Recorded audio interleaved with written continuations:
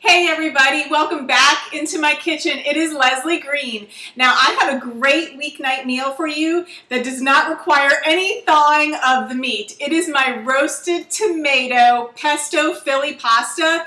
It is delicious, it is quick, and your whole family will love it. And I will show you what you need to make it. Now this dinner does not require a lot of ingredients, but it packs a lot of flavor, and this is what you need to make it. You need 2 pints of the grape tomatoes, and I'm going to roast those at 425 for about 15 minutes. I'm going to use about 2 tablespoons of olive oil to coat the tomatoes and sprinkle some salt and pepper on them, roast them away. I'm also going to need 2 tablespoons of butter, 3 cloves of garlic that I will mince, a jar of prepared basil pesto. Now you can make your own if you have time, if you're feeling all fancy, but this is a great time saver and it tastes delicious, so that's my shortcut for today. You also need a whole block of Philadelphia cream cheese that is at room temperature. You need a half of a cup of toasted pine nuts. Toasting just brings out the flavor of nuts. To toast them, throw them in the oven at 425 for about 5 minutes. Keep an eye on them because they burn super fast. You also need a box of pasta, your favorite pasta. I like to use penne pasta because the sauce gets trapped in the holes of the pasta and it's so delicious. And you need a half of a cup of chicken stock. You can also use vegetable stock if you would like. And we're also going to finish off the dish with a nice hefty drizzle of some balsamic glaze. If you don't know what this is, it is basically balsamic vinegar that has been reduced and reduced down until it's a nice, almost syrupy consistency, and it is so sweet and it is so delicious. And that's what we're going to use to top it off. And let's get started on this meal because I am hungry. The tomatoes are already popping away in the oven. I can hear them and they sound delicious. Now, to get this started, just preheat your skillet. Get a nice big skillet because we're going to toss everything in there at the end. You need your 2 tablespoons of butter. Get it in there melting away.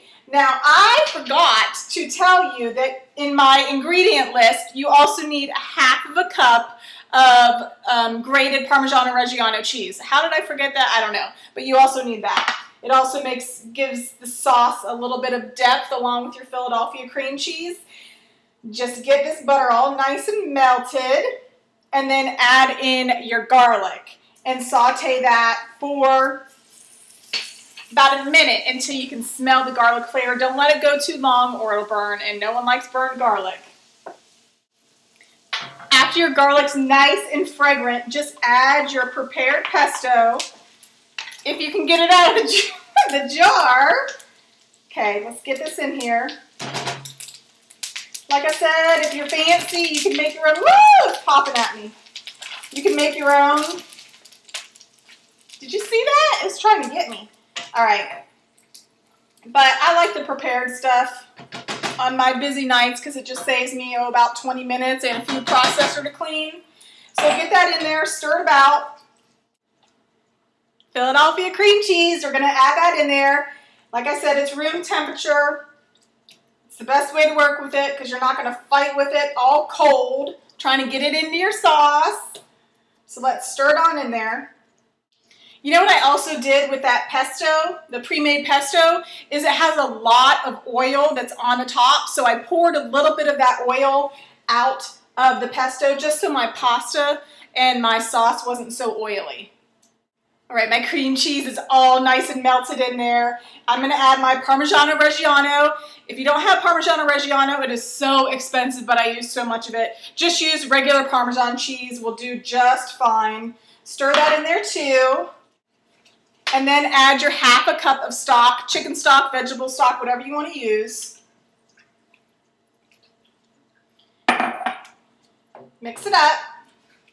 I'm going to add a little bit of salt and pepper, some coarse kosher salt, and some fresh ground pepper, just to season it up all nice and yummy. And I'm going to let this sauce cook. Seriously, it's already cooked, but I just want the sauce and the salt and all the flavors to mingle. I would say for 5 minutes. That's all we need, and by the time this is done simmering, our pasta will be done, our tomatoes will be done, popping in the oven, and we'll pour it all in here, and then that's done. Let me make sure our sauce doesn't need any more seasonings. Oh, you guys, that is to die for. The Philly cream cheese just makes all the difference in the world. Now our pasta's done, our sauce is done, our tomatoes are done. So all you gotta do is mix it all together, make everything nice and happy. Let's get all that water drained out of the pasta. Just dump it in the same skillet that your sauce is in. See, my husband and I have a deal. If I cook, he has to clean, so this makes him nice and happy because there is not a lot of clean. And I lined the baking pan with the tomatoes with tin foil, so he doesn't even have to clean that. So he gets to thank me for a delicious dinner and an easy cleanup too. So just mix this all about. Oh, you guys, if you had smell-o-vision, you would be loving this. Okay, so now that's all mixed together. I'm gonna get our tomatoes out of the oven. Oops. And the tomatoes are going to be popped, and a lot of the juices are going to have escaped from the tomatoes. Do not throw that away. Toss all that in to your pasta. Oh, perfecto. This is so delicious. Just throw them in there. See how they just slide off there? So delicious. Get all those yummy juices.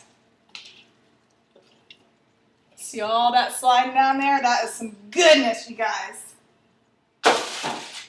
Now I'm just going to lightly toss all this together. I don't want to break all those pretty little tomatoes. Toss all this together. I'm so excited to eat this. And it's pretty too, so it's always good when dinner's pretty and tasty. I'm going to go ahead and get this. This is so heavy. This pan I have right here is so darn heavy. Okay. Put this right here. And if I can lift it, pour all this deliciousness in this serving platter.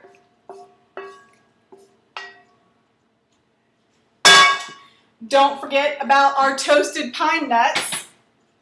This just gives it, everything in there is nice and soft, and these pine nuts that I toasted just gives it that delicious crunch. Toast it with the pine nuts, top it with the pine nuts, I mean. And there you have it. And then don't forget about your balsamic glaze. You're just gonna drizzle over the top. It just adds some extra sweetness. And if you wanna keep this glaze at the table for everybody to pour on their pasta, that's fine too. And of course, I can't cook anything for you guys without tasting it myself and making you jealous. So let me go ahead and taste this delicious dinner. You know, didn't they just come out with 3D television?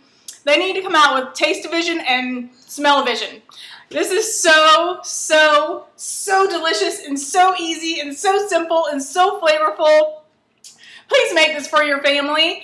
And I want to thank you again for coming into my kitchen. This is Leslie Green, the Hungry Housewife from Tampa, Florida. I'll see you next time. Bye-bye.